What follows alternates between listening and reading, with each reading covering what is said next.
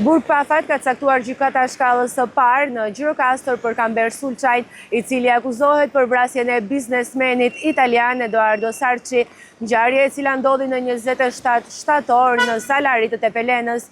Ai u vetë dorëzua vetëm 2 ditë më parë në Gjirokastër, ndërsa gjatë seancës gjyqësore nuk ka dhënë asnjë deklaratë, ndërsa avokati i tij ka deklaruar se çështjen do ta çojë në apel. Gjykata e shkallës së parë të jurisdiksionit të përgjithshëm vendosi të vazhdojë masën arrest me burg për Kamber Sulçaj, 48 vjeçarin e dyshuar për vrasjen e biznesmenit italian Edoardo Sarçi në fshatin Salari të Tepelenës.